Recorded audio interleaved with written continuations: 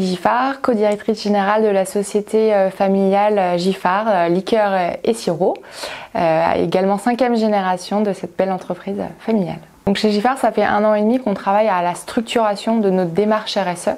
Aujourd'hui, on souhaitait aller plus loin en structurant cette démarche, à la fois en interne avec une direction lointaine 2030-2050 sur la réduction de nos émissions carbone, la protection de l'environnement et la valorisation de l'humain, mais également en engageant nos collaborateurs à travers la création d'un comité RSE et de définition de plans d'action grâce à une méthodologie ACT pas à pas élaborée par l'ADEME qui nous a accompagnés pour définir cette stratégie RSE et bas carbone jusqu'à 2030 et 2050.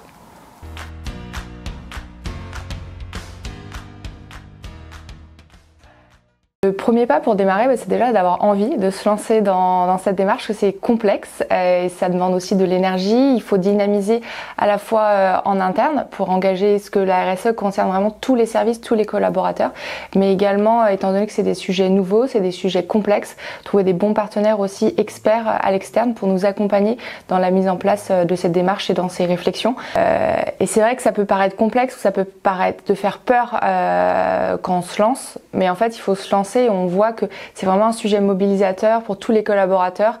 Il y a aussi chaque collaborateur dans leur propre réseau personnel qui vont aussi trouver des idées ou des ressources. Donc c'est vraiment un projet qui engage et qui motive aussi beaucoup de personnes dans l'entreprise et même de nos partenaires, de nos fournisseurs. Et donc c'est vraiment un moyen de créer du collectif derrière ces projets-là. Donc des fois il faut se lancer et puis ça se mettra en place au fur et à mesure.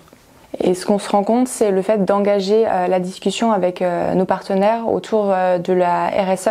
On se rend compte que beaucoup d'initiatives sont déjà engagées chez eux. Ça nous permet de redécouvrir nos partenaires, de voir l'engagement, l'enthousiasme et de vraiment créer cette émulation et cette envie d'entreprendre ensemble qui vraiment fait partie aussi du cœur de l'entreprise, de toujours continuer à entreprendre. Et la RSE est un chouette sujet pour ça et en plus utile et indispensable. Donc voilà.